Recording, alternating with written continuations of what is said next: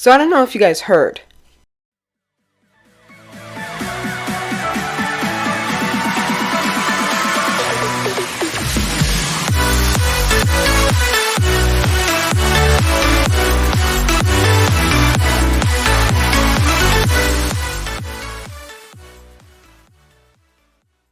Welcome back to another video. Today's video, I'm going to be talking about the new mod pack that is coming out from Arnie, the Sims Plus, that is called,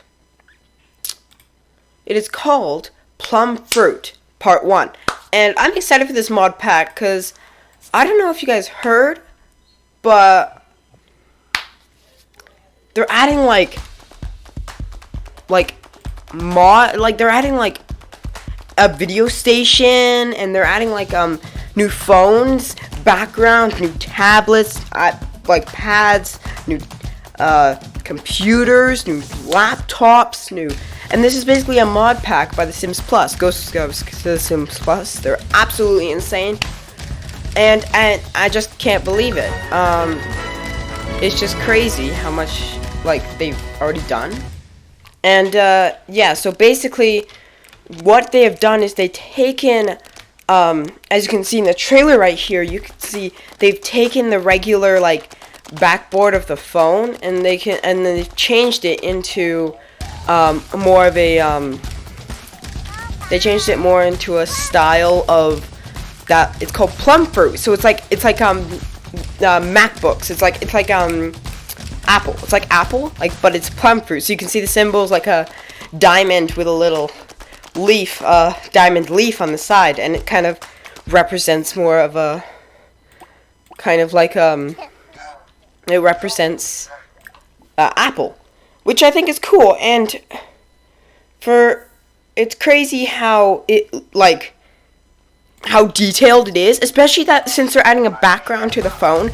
That's also a main thing. There is backgrounds to phones, if you didn't know, and you can also silence your phone. There is a background to the phone, but there's not many swatches, and also you can also buy a new phone. That's insane. So it's definitely cool that we're able to see that in The Sims 4 now. Sims Plus has been amazing. If you haven't seen their stuff, you gotta check it out. It's incredible, considering that they have Farmland and Brook Heights, which is the two biggest mod packs on the entire Sims 4 platform, which is insane. And the fact that they're just making this and giving it out for free is insane. You can get early access by being a patron for the Sims Plus, but I would definitely suggest to be a patron. I'm just not a patron myself because I don't have the money right now, but I would totally become a patron if I had the money. I would totally become a patron. I would totally recommend it to other people.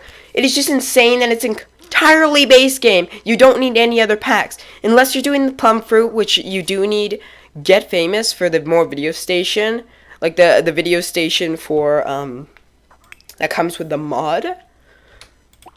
But pretty much you don't need any other packs, except that. So yeah, I just find that incredibly crazy, especially because Farmland was actually made before. I think Farmland was in the making before Cottage Living was even announced. But I'm pretty sure Cottage Living was in the making before Farmland was announced. So really, neither of them stole neither idea. It was kind of just all fell in place because people wanted a farming pack so much that they just that it just happened because Farmland was crazy. And even Della Gracie, which is a awesome Sims 4 YouTuber, one of my favorites, even made a video on it, playing it for a little bit, and it's crazy because they even added modded horses, and it was horses, it was actual horses, it wasn't a weird shaped dog or anything. It was an actual horse, and the fact that just they make a modded living thing is insane. Also, Brook Heights is even crazier because Brook Heights and Farmland have some well, Farmland's a semi-open world, but I'm pretty sure Brookrights is an entire open world. Now, if you don't know what an open world is, it's basically a world, but you just zoom into the building and you go into the building, kind of like Journey to Batu, where some of the buildings are actually all of the buildings are actually you can just zoom into it. Anyways, you just zoom into it, and it basically like shows the you zoom into it and it basically shows the inside of the building, and you can click and just go there right away. And the fact that Brook Heights is completely open world and Farmland semi-open world, that's insane that they're making that. But then again, Journey to Badu's actually no, it's completely open. It's just some of the buildings go into rabbit holes, so that's kind of sucks. But you know what? I can't blame them. The Sims 3 was entirely open world, and that was insane. So, the fact that they're making one pack in The Sims 4, and The Sims 4 is 10 times better than The Sims 3, I wouldn't say for gameplay, I would say Sims 4 is better, but for controls and the way you can do things and building in The Sims 3 is 10 times better. Because The Sims 4 has pre-built worlds, pre-built lots, and you can only build lots. But in The Sims 3, you can place lots wherever you want in the world and add more lots, take away lots. Not only that, you can build your own world. Create a world. Caw. They might be adding this in the future to The Sims 4. If they do, that's going to be insane. But I would doubt it. Like, I wouldn't say, oh yeah, they're 100% adding it. But it would be awesome if they did. Also, another thing, I've realized something. If you look at the timeline of when things were made, if you look at Vampires came out 2017. Realm of Magic came out 2019. You get the pattern? Hopefully, this October, or this year, in 2021, there'll be another Occult game pack, considering that they've done it each 2 years. And it would be awesome, because we do have Dream Home Decorator this year. We did get that, and that was a cool pack, but I feel like it wasn't the best. So I feel like they might add another game pack this year, because they already added one, but that was a couple months ago. So they might add another game pack later in the year to